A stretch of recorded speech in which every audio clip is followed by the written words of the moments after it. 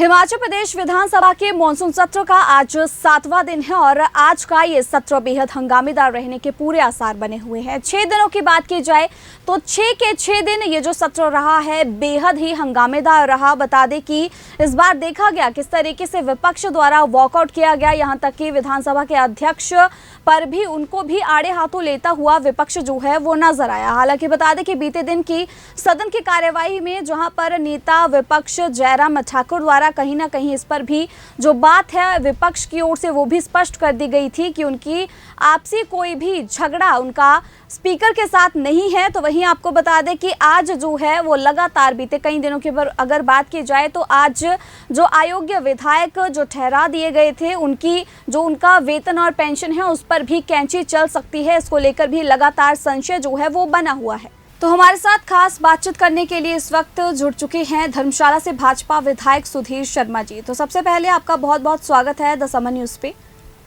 जी धन्यवाद।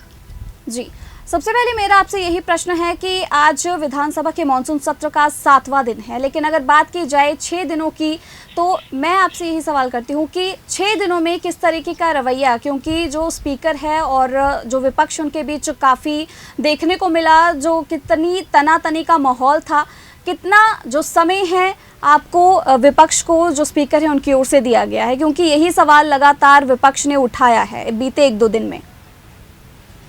देखिए, जब सत्र शुरू हुआ था तो परिस्थितियां ये थी कि जो पहले दिन जो मुद्दे उठाए गए थे जी, जो कर्मचारियों की वेतन और पेंशन से जुड़ा था, उसके लिए जब उसको चर्चा में नहीं आने दिया तो तनतनी रही जी। लेकिन उसके बाद अब पिछले कल और आज तो प्रश्न जो उठा रहे हैं प्रश्नकाल के दौरान जी, उसके तो जवाब आए हैं, वो ठीक चला है जी। लेकिन उसके बाद भी जो अन्य नियमों के तहत लोग चर्चा चाहते हैं जी। अब जो वेतन और पेंशन को लेकर के चर्चा लाने के लिए कहा तो लगी नहीं जी। चर्चा लगी नहीं। उससे पहले ही आज जो है मुख्यमंत्री ने अपनी तरफ से जो है वो स्टेटमेंट जारी कर दी जी। तो बिना चर्चा के पहले ही उसका उत्तर दे देना और उनको समय दे देना जी। तो ये कोई उचित नहीं लगता। मेरा मानना ये है और विपक्ष को अपनी बात रखने का समय जो है जी, वो ठीक ढंग से इस मुद्दे के ऊपर नहीं मिला है। जी, ये भी मुद्दा जो है वो लगातार चर्चा में आ रहा है कि जो विधायक अयोग्य घोषित कर दिए गए थे उनके जो वेतन और पेंशन है उस पर भी कैंची चल सकती है। और अगर ऐसा कुछ भी अगर विधानसभा के अंदर सत्र के अंदर अगर कोई विधेयक आता है तो फिर उसके बाद जो विधायक है विपक्षी भाजपा दल के जो विधायक है उनका क्या आगे फिर रुख रहेगा? देखिए, वो तो विधायक दल तय करेगा। विधायक दल के जो नेता है, नेता प्रतिपक्ष, वो उसका निर्णय लेंगे कि क्या करना है। लेकिन जो भी इस तरह के विधेयक आते हैं, जो कानून बनता है जी, जो लॉ है, वो हमेशा प्रोस्पेक्टिवली लागू होता है आगे के लिए। जी। तो ये एक तरह से मुझे लगता है कि इसको ला करके एक सनसनी पैदा करने का प्रयास जो है वो किया जा रहा है। और अगर आपकी इतनी वित्तीय स्थिति खराब है तो कुछ लोगों की क्यों बंद करनी है, सबकी बंद कर दीजिए। जी, जी। एक और आपकी ओर से बयान भी दिया गया था बीते ही दिन कि जो सरकार है, सरकार के वित्तीय कुप्रबंधन की वजह से प्रदेश की ऐसी हालत हो गई है। एक और बयान आपकी ओर से ये भी दिया गया था कि जो प्रदेश की जनता है सरकार के ऊपर बिल्कुल भी निर्भर ना रहे, क्योंकि आगे आने वाला जो समय है प्रदेश में एक फाइनेंशियल इमरजेंसी लगने वाली है। जी हाँ, बिल्कुल। देखिए, अब वेतन नहीं आ रहे, पेंशन नहीं आ रही है जी। अब ऐसे में जो बेरोजगार हैं, रोजगार की तो वो बात ही छोड़ दें कि प्रदेश सरकार को रोजगार देगी, दे भी रही है तो ये फिर से वापस चले गए हैं कि भाई टेम्परेरी ऐसे ही भर्ती कर देंगे जी। उसका कोई लेखा जोखा रहेगा नहीं जी। तो व्यक्ति का भविष्य सुनिश्चित नहीं है जी। जो बेरोजगार सड़कों पर रोज धक्के खा रहे हैं, निरंतर उनकी मांग थी। कहाँ सरकार सत्ता में आई थी कह करके 5 लाख रोजगार देंगे जी। और योजना आयोग को आप लिख करके दे रहे हैं कि कोई भर्ती हम करेंगे नहीं।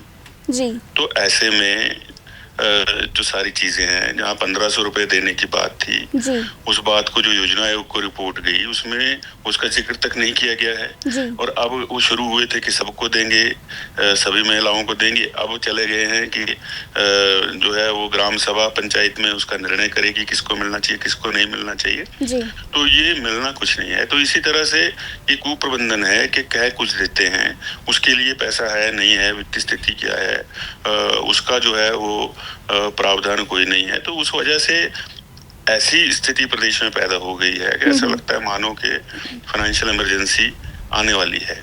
जी कई ऐसे और भी तमाम मुद्दे हैं जो कि सदन में उठाए गए हैं और एक बयान जो कि लगातार सीएम द्वारा दिया जाता है कि विपक्ष जो है सिर्फ सुर्खियों में रहने के लिए वॉकआउट करता है, जनता के मुद्दे नहीं उठाता।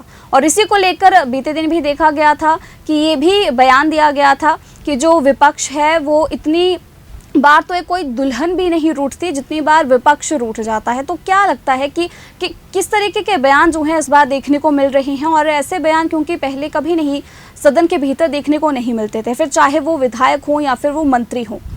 जब देखिए ना, अब ये ऐसा है, ये गंभीरता से विषय को जब कोई नहीं लेंगे और इस तरह से मजाकिया तौर पर उसका जवाब दे देंगे। जी अब जब आप कहते हैं, मुख्यमंत्री का बयान है कि 2027 तक जो आर्थिक स्थिति ठीक हो जाएगी, 32 तक जो प्रदेश है हिमाचल का सबसे अमीर राज्य बन जाएगा, तो उसका कोई श्वेत पत्र जारी करें, रोड मैप क्या है, क्या क्या करेंगे जिससे कि हमको उस ओर बढ़ना है, ताकि जनता के सामने आ जाए। हम नहीं कहते हमें दे, वो उसको जनता के सामने रख दे।